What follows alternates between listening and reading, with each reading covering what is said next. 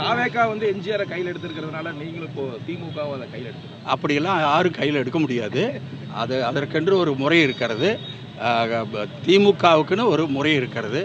அவர் திமுக மீது எவ்வளவு பற்று முதல் வைத்திருந்தார் என்பதும், கலைஞர் அவரும் எவ்வளவு ஒன்றாக இருந்தார்கள் என்பதும் அதெல்லாம் வேறு விஷயம்.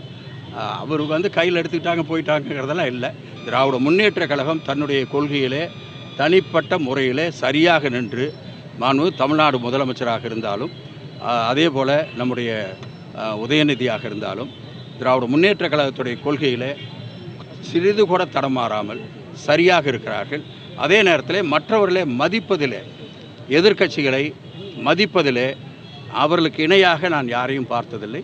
தளபதி அவர்கள் அவ்வளவு மிக தெளிவாக, மிக நாங்களே ஆச்சரியப்படுகிற அளவிற்கு மற்றவர்கள் மீது அவர் மரியாதை வைத்திருக்கிறார் என்பதை நாங்கள் எப்பொழுதும் பார்க்கிறோம்.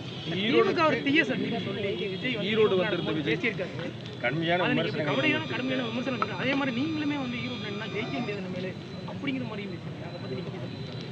அது வந்து மக்கள் முடிவெடுக்க வேண்டியது. அவரே தனியாக நின்று முடிவெடுத்துக்கிட்டு இருக்காருன்னு நினைக்கிறேன்.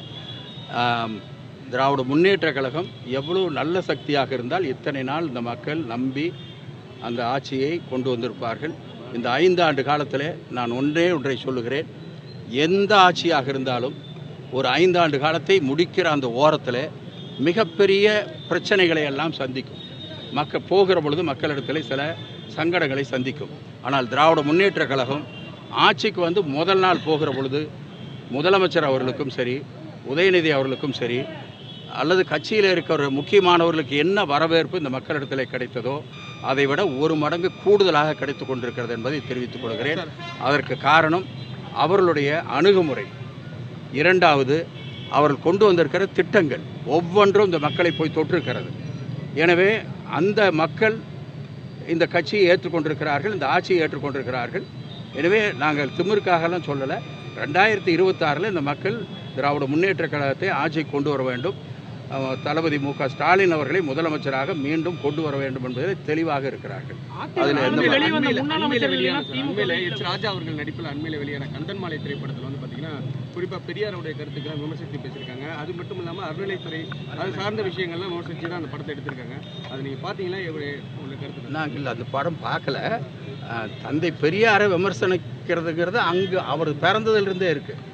ஆனால் அவருடைய கொள்கைகளாலே எத்தனை லட்சக்கணக்கான பேர் உயிர் பெற்றிருக்கிறார்கள், இன்றைக்கு மரியாதை பெற்றிருக்கிறார் என்பது அவருக்கே தெரியும். இல்லை, இந்துக்களுடைய கோயில் இந்துக்கள் கூட இருந்துச்சு தான் நல்லது அப்படின்ற மாதிரிலாம் அந்த படத்தில் வந்து தெரிவிச்சிருக்காங்க. இல்லை, அதெல்லாம் சொல்லியிருக்காங்க. இதில் வந்து இப்போது சேகர்பாபு மினிஸ்டர் சொல்லியிருக்காரு, எத்தனை கோயிலுக்கு குடமுழுக்கு பண்ணியிருக்கோம், எத்தனை கோயில் புறணமைக்கப்பட்டிருக்கிறது, இதெல்லாம் வந்து எங்கெங்கே பிரச்சனைகள் இருந்ததெல்லாம் எடுத்து சரி பண்ணியிருக்கோம் அப்படிங்கிறத முதலமைச்சர் அவர்களிடத்திலே அவர் பட்டியலை கொடுத்து அது சொல்லப்பட்டிருக்கிறது. இதுவரை எந்த அரசாங்கத்திலையும் செய்யாத அளவுக்கு செய்யப்பட்டிருக்கிறது. எனவே இதெல்லாம் சொல்லிட்டு இருந்தாங்கன்னா நாங்கள் என்ன சொல்கிறதுன்னு தெரியல. இந்த கடமையை ஒழுங்காக திராவிட முன்னேற்ற கழகம் செய்து கொள்ளும்.